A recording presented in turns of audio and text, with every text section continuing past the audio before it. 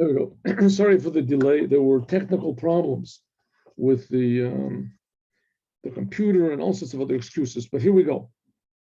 So as you remember last time, our hero, Mordechai, is sitting in the gate of the king, and he's giving orders to our heroine, Esther. So Esther, she's really the hero of the whole thing. That's why it's called the Magila of Esther, the story of Esther. So she goes in to see the king uninvited, which is flirting with death. If the king doesn't stick out his scepter, he doesn't hold out his scepter, then whoever comes in uninvited is on the spot killed. So nevertheless, she fasts for 3 days. It tells everyone to fast for 3 days. And she goes in to see the king uninvited. And miraculously, he holds out the scepter and he says, "Wow, I really like you, Esther. You're really something. Anything you want. You know what? I'll give you half of the kingdom. You want half of the kingdom?" So any normal person would say, "Sure, half of the kingdom. Yeah, that's pretty much what I wanted."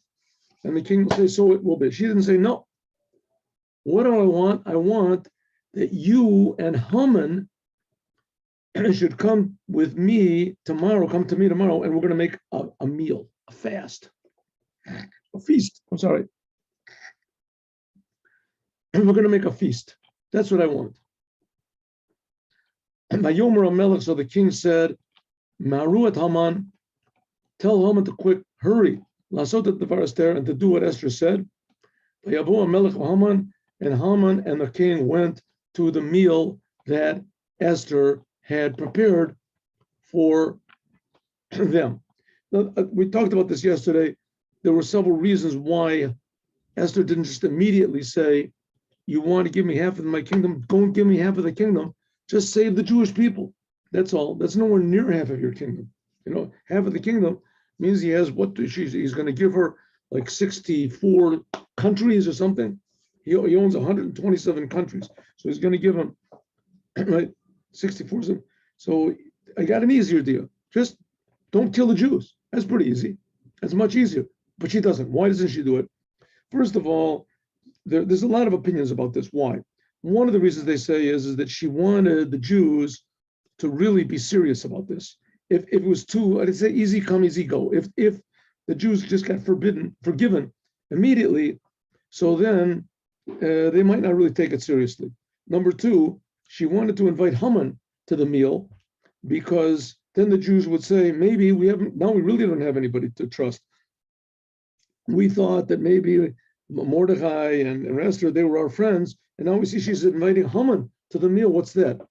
Another reason is she wanted the king to start to wonder, why is she inviting Haman? What's Haman got to do with it? I thought, she's my wife. Was she inviting Haman? Even though the king loved Haman and the king gave him all this power, but the king was also very suspicious all the time. That's what kings are. And another reason is because she didn't want the king just immediately say, "Okay, I'll save the Jews," because Achashverosh didn't have a very high IQ, and it seems that he had a really terrible memory as well. So when you link that together with his terrible personality that he had, and that he was just running after his pleasures all the time, so she thought that maybe he'll say, "Okay, I'll save the Jews," and tomorrow he'll say, "Jews? What are you talking about? I didn't say anything like that." So therefore, she wanted to draw it out for a while. So he says, "Okay, tell Haman to come to the meal." Also, another reason is that if there is a miracle and that the king decides he wants to get rid of Haman, he'll be right on hand. Haman will be right there on hand, and the king won't have time to reconsider about killing Haman if he decides to do so. We'll see. Let's go. Ready? It says, Haman.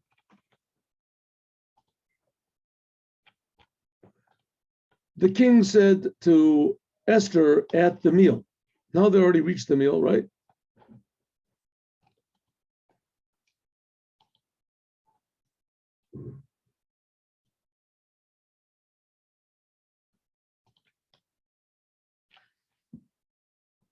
What do you want, Esther? I'll give you. I'll give it to you. What is your request? Until half of the kingdom, right? I'm repeating it over again. You can see that I'm really serious over here. Okay, the Malbim, the Malbim is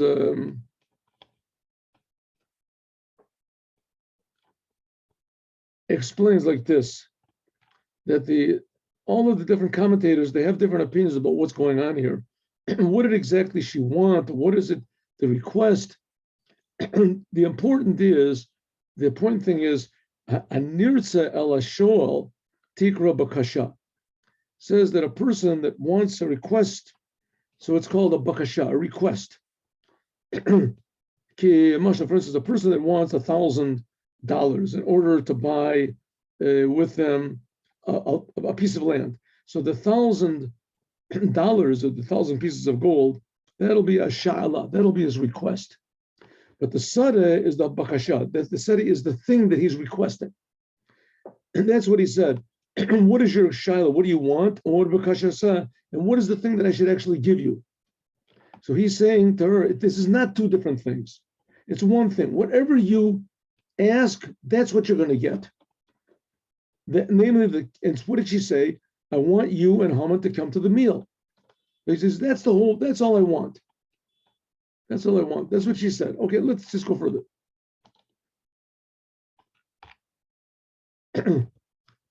Esther said, so now they're at the meal, and they're sitting at the meal. Haman's there, the king is there, they're eating, they're enjoying. And Esther said, my request is like this.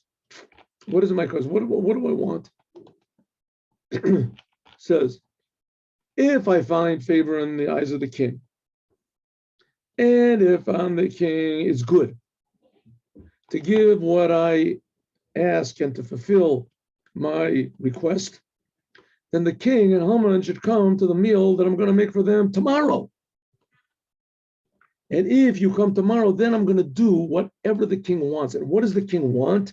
That Esther should tell him what nation she's from. She had to do everything. Anything the king asked, she had to do. But this she refused to do.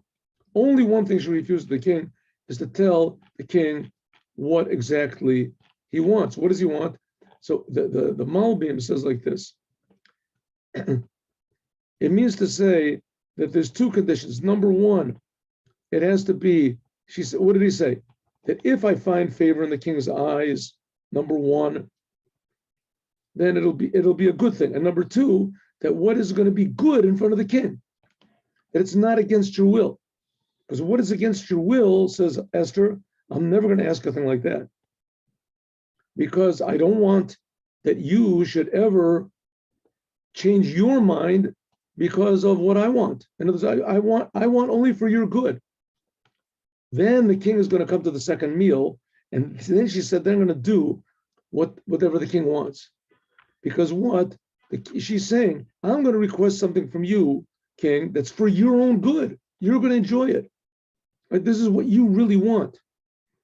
And then I'm going to say and tell you who I am. Okay. Cool. Haman went on that day happy and good-hearted, but he's going to go home and start bragging. But on the way, Haman sees Mordechai, and Mordechai is sitting on the gate of the king, and Mordechai did not stand up, and he didn't even move for him. Now everybody else is bowing down to Haman. Haman is not used to seeing someone. Now Haman is not at the height of his power. He is at the very apex of his influence on the king. The king gave him his ring. He can do whatever he wants to. He's already got the okay to kill all the Jews.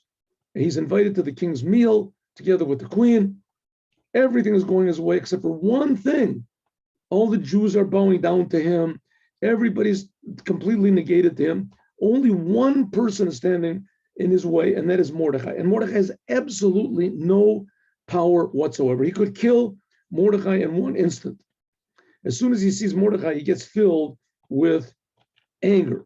Now, there's a midrash that says, let's see, Rashi brings it down. No, it doesn't bring it down. There's a midrash that says that Mordechai and Haman, they went to see the king before Haman rose up to power. I think there was the king evil Murdoch. That was the king that was right before. In any case, they went to see the king, and they wanted to request that he should resume building the Holy Temple. Whatever happened, I don't know, but they were both given. Of course, he didn't resume it. What happened was that they both took a lot of food with them and water, and Haman, being a glutton, so he ate up all of his food and drank all of his own water. So Mordecai considered just letting him starve to death and die, but instead Mordecai said, okay, you know what? I could just leave you here and let you starve and die of thirst, but I'm willing to give you food on the condition that you write a deed to me that you're my slave, that you belong to me. You're my slave. And Haman said, sure, no problem. I'll do anything you want. I don't want to die. Bring a piece of paper. So they have no paper in the middle of the desert. So he said, okay, write it here on the inside of my shoe. Or he wrote it on some sort of a cloth or parchment, and he put it into Mordecai's shoe, into the shoe. So that I guess he was stepping on the blank part of it, and the written part of it was underneath. Whatever it was in his shoe. So as soon as Mordecai saw, of course, now Mordecai, he's the head of the whole business. So I'm sorry, Haman is the head of the whole show. He's number 2 to the king. So nobody's going to do anything to him. But the fact is that Mordecai does have this deed that Haman is really his slave, and he can show it anytime he wants to. He can go to the newspapers, who knows, whatever they do over there. Anyway, he has this deed, and he's holding it up in front of Haman all the time. Everyone's bowing down to Haman, and anytime he sees Haman, he holds up the shoe, and Haman realizes, well, that's the one I sold my life to him, and I can't. Now, it's not nice if Haman just starts losing his temper and killing people for no reason, but now he's got a good reason. Now we could really kill Mordecai. Kill Mordecai. But what happens? He gets all angry, and v'yitapek Haman. And v'yitapak Haman. That Haman, how do you say, he controlled himself, held himself back. He went to his house, and he sent to all of his friends, and he also his wife Zeresh Ishto. What happened? He said he held back his anger. He held back his anger because he was afraid to take revenge without permission from the king. Therefore, there's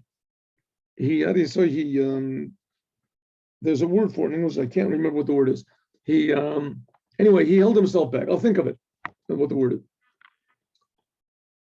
Ish tenir in French. What's ish tenir? You have any? It's old French. This is old French from like 800 years ago. You have any old Frenchmen? If you know some 800-year-old Frenchman, you can ask him what this means. Ish tenir. Okay, so he sublimated his anger. He held it back, and he says, "I'm going to get him though one day. You'll see. I'll get this." So Haman told about all to his. He's got all of his friends and his wife, and he told about his great richness and how many children he's got, and how the king has made him great, and how he elevated him above all the other ministers and the advisors for the king. He's the greatest, nothing like him. And Haman now says, Haman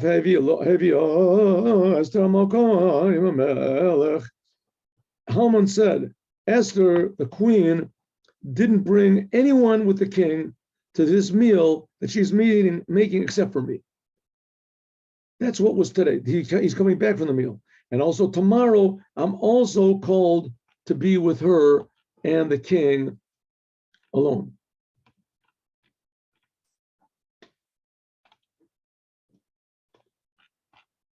But, says Haman, you think I'd be happy? You think I'm satisfied? Calls it's not worth anything to me. The call ate all the time. At Mordechai Yehudi, I see Mordechai the Jew sitting in the gate of the king. Now, it already said earlier that everybody was bowing down to him. Mordechai refused, and that Haman hated the Jews. This woke up some sort of a new identity inside of himself. He hates the Jews. Can't stand the Jews. says, Einenu shavali, it says, Einu chash l'kol hakavod asher li. I don't have any appreciation for any of this success and glory that I see as long as I see Mordechai. Mordechai wrecks the whole thing up. Omer Rabbeinu, he says, the rabbis say, this is the story I just told you, that Mordechai was showing him the deed that he had, that Haman sold himself to Mordechai because he didn't have any food when they, Kishimanu Rosh Gayasot, Mordechai and Haman in one war. Okay, whatever it was, they were traveling together, and Haman sold himself to Mordechai for food. And Mordechai would always keep reminding of this. And it always was some sort of a miracle why Haman did not take his anger out on Mordechai, why he didn't do it. All of a sudden, something would happen to save Mordechai at the last minute. And listen to what he's going to say. He said, Vayomer lo Zeresh ishto, said to him Zeresh, his wife, to Haman, and all of his good friends, we got advice for you, Haman. Take it easy. Take it easy, Haman. Don't go overboard. We need you. We need you, Haman. Without you, we're lost. Listen, make a tree that's 50 amos high. Don't go and just kill him, Mordechai, and stab him in the street. Advertise it to everybody. Advertise it. Make a tree that's 50 amos high. Now, 50 amos high means about 75 feet high, or something like that, which means about 7 stories high, something like that. A little bit more, maybe. So higher than 7 stories, that's pretty high. I don't know if there were many buildings that were that high. And in the morning, tell the king what you want to do and hang Mordechai on this tree so everyone can see it. Everyone, first of all, is going to see this big gallows being built, right? This big gallows being built. So that's going to catch everybody's eye. And then you can hang Mordechai on it in the morning before you go to the meal, a preparation before the meal. Then you'll go with the king to the meal happy. That Haman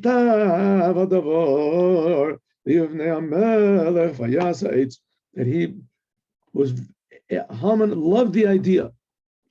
In front of Haman, and Haman loved the idea, and he made the tree, 7-story high tree.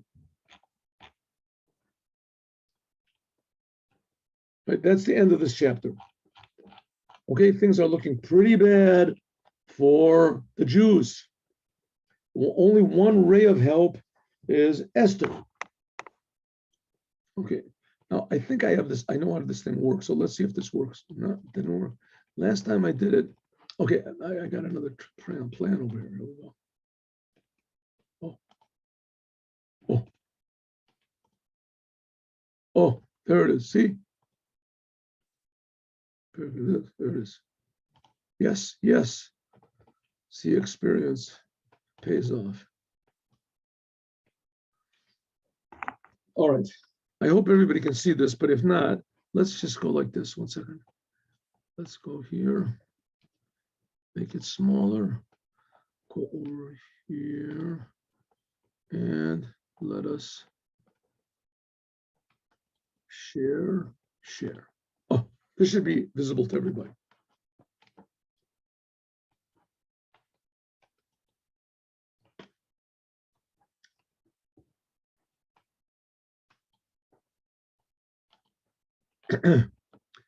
Now this is before. Okay, so this is a packed day, a really active day. Esther makes the meal. Haman goes home, tells his friends. They tell him to build this gallows, 50 amos high, let's say 75 feet high gallows. Starts working on that night. And all of a sudden on that night, the king can't sleep. It wasn't because he had indigestion from the meal that he had in the daytime. He can't sleep. He's really happy. He's got his beautiful wife. He has a trusted advisor. Haman rules over the whole world. He's going to get rid of the Jews. King is happy. But that night, suddenly he can't sleep.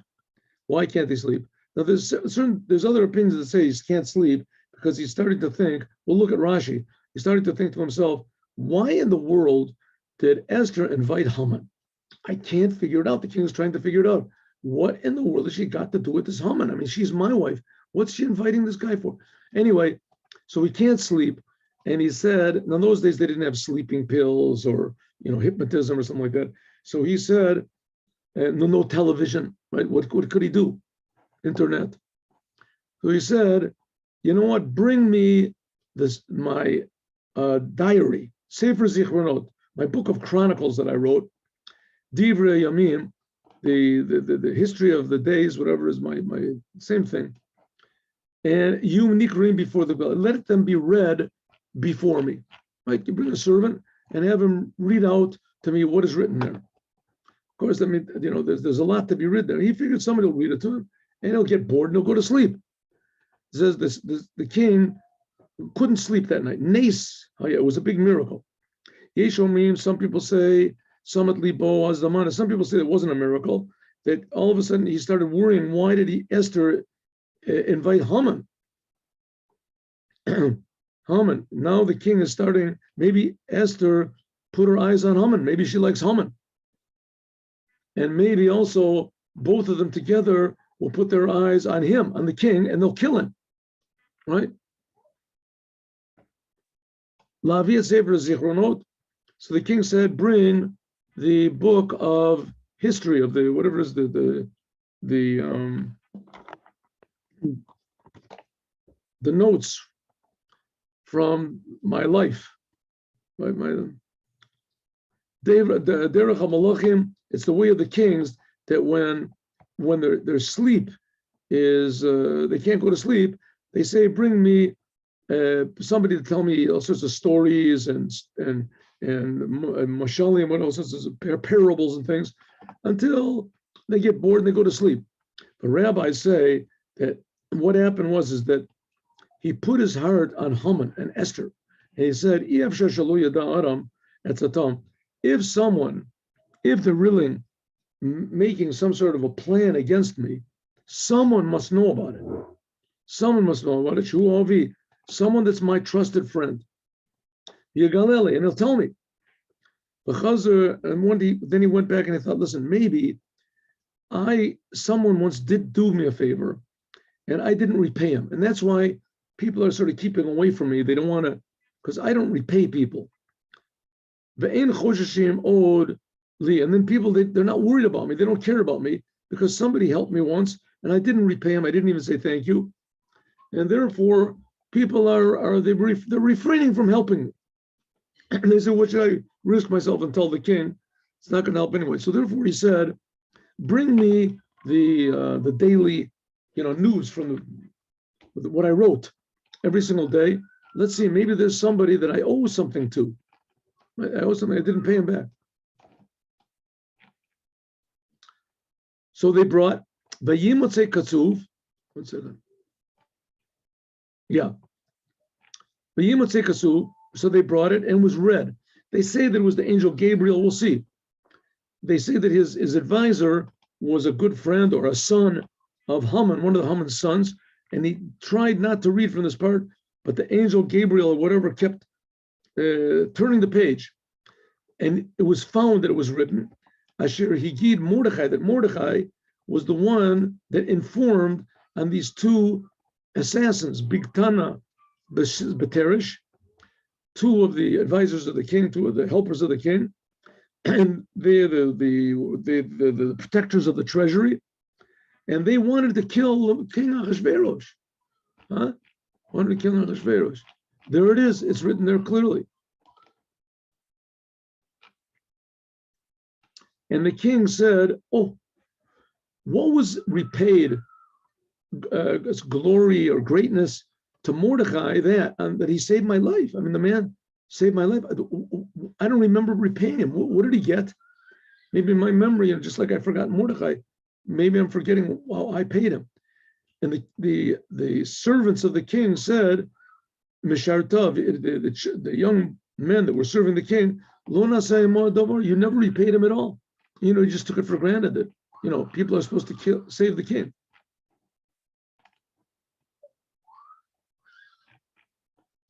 The king said, Who's in the front yard? Haman came. Haman just happened to come in the front yard. Why did he come there? To tell the king to hang Mordecai on the tree that he prepared. Couldn't come at a worse time. And the young boys, the servants of the king, said, Haman is here in the front yard. And the king said, oh, tell him to come. Tell him to come. I'd like to see Haman, exactly the man I would like to see. Now, he doesn't know that Haman wants to kill the king, right? Doesn't know the king. He didn't tell the king he's building this gallows in order to kill Haman. The gallows is being built. The king didn't notice it.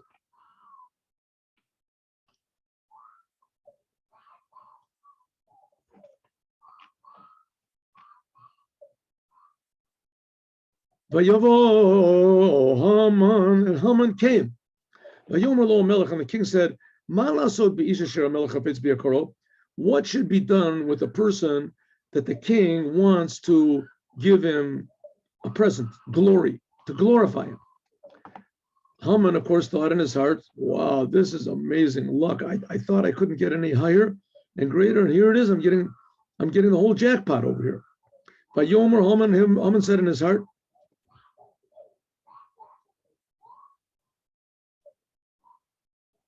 my next door neighbors.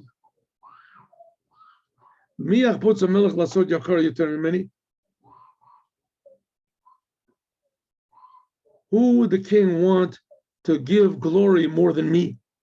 Right? Obviously, it must be me. Haman thought he was the greatest person in the world.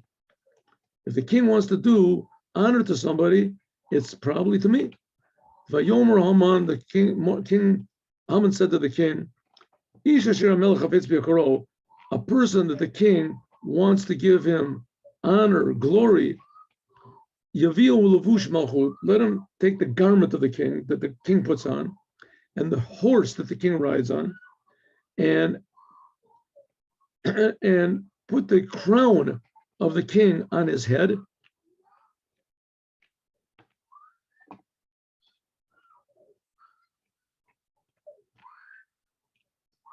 And put the garment and bring the garment, and the horse should be brought to this person that the king wants to honor. One of the kings of the kids must be taking him to the dentist or something. Kids, okay.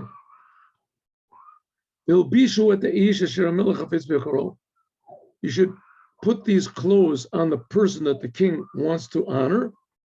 And put him on this horse in the street. But he doesn't say put the crown on his head. He figures this might be too much. Haman is thinking this is me. Haman is thinking that he's going to get all this.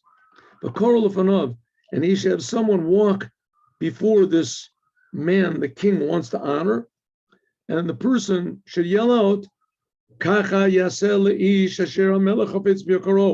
this is what is done to a person that the king desires his glory, his favor. Okay, now remember what's going on here. According to what Rashi said, the king is worried that maybe he doesn't have any trusted friends anymore. Maybe people aren't doing him a favor. He's worried, a very far worry, but maybe Esther and Haman are plotting to kill him. And if it's really so, someone should know the truth about this, and no one's coming forth.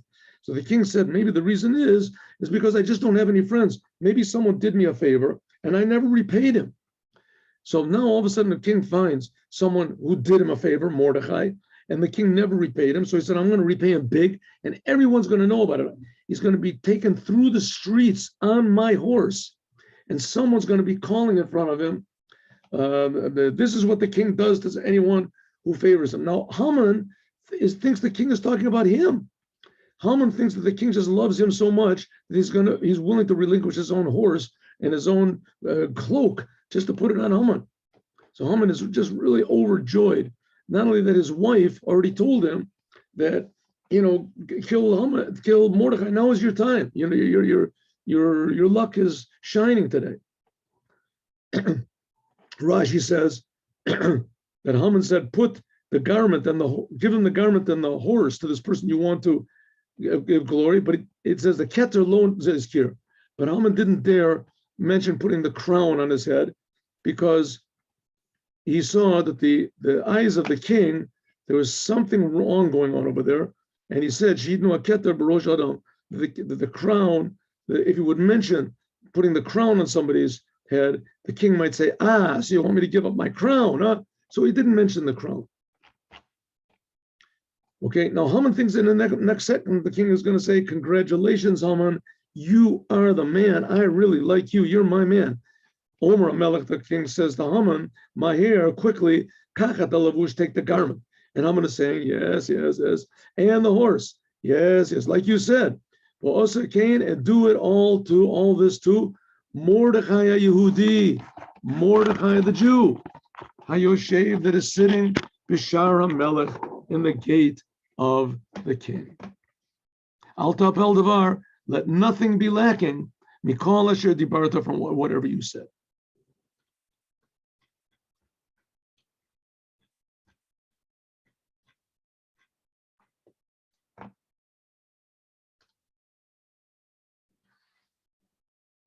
Haman had no choice. Haman took the garment and he took the horse and he put the garment on Mordechai, and Mordechai got on the horse. It says there's a midrash that says that Mordechai said, I can't get up on a horse. I'm not used to riding a horse. You bend down and I'll stand on you, and you'll be my ladder going up on the horse. And he rode him through the city and he yelled in front of him, this is what is done to the person that the king desires in his glory. Oh, here's a beautiful, maybe we'll do this next time. Told us Aaron.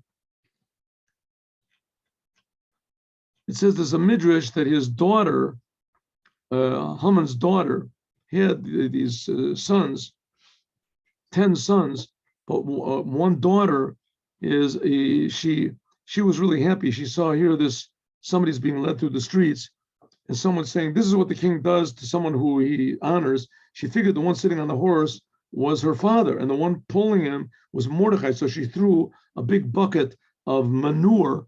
In those days, they didn't have, plumbing and things like that.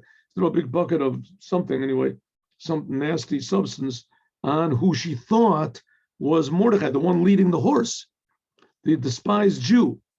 And in fact, it came out that the one leading the horse was her father. So she added, I want to call it injury to insult. He was already insulted that he had this. Now she threw this bucket of waste on his head, and she said when she saw that, she jumped out of the window. But Mordechai went back to the gate of the king, and Haman went back to his house.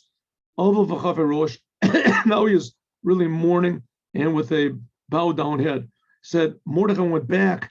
What do you mean he went back? He went back in his sackcloth and his fasting. This is still the third day. He's still fasting over here. The rabbis explain, right, because the fast came out to be on the 13th, 14th, 15th. So this is the 14th was the first day, and the 15th was the second day, the second meal. So he's still fasting, Mordechai. So was Esther, that meal. Okay, now that was the preparation, and now Haman goes home. Haman goes home, takes a bath, and he speaks to his wife Zeresh and to all of his friends, and everything that happened to him. Kol shekaru, vayomu, and they said to him, Chachamov, his advisors, Zeresh Ishto and his wife, Im mizera Yehudim Mordechai, if from the seed of the Jews, Im mizera Yehudim Mordechai, Asher achilosa linapol lefanov lo tuchalo kinafol tupol lefanov. If he's from the Jews, then you began to fall down, you're going to fall down completely. There's no way you're going to be saved. Because the Jews, it says, Omar Umazu, this nation is like the stars. That's what she said. This nation is like the stars, and they're also compared to the dirt. Right? God promised Abraham that his children will be like the stars of the sky, and to Jacob, he said it's going to be like the dirt of the earth. He said when they descend, the Jewish people, then they descend to the dirt. Right? We saw it. Those are all bowing down to Haman. But when they're elevated, they go up even above the stars. And now they're starting to be elevated. I'm afraid that your end is near, Haman. Odam medabrim imo, they're still speaking. V'sorisei melech higiu, and the ministers of the king arrived. By Avhilu, and they hurried up to bring Haman. Elam Esther, Asher Asta Esther, that Haman, that Esther made to the second meal. Now they are going to begin the second meal, and that ends the sixth. That ends the 6th chapter from the 10 chapters. The next chapters are a little bit bigger, actually. The next chapter, the next one is a real action-packed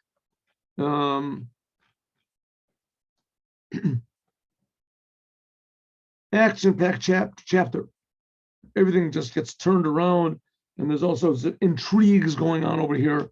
And we'll talk about it, God willing, tomorrow. Be with us tomorrow. Tomorrow morning, 8:15, Chassidut. I'm sorry I did not put up the classes on time today, and I have a lot of good excuses, which is not now the time to put up, but they are up now.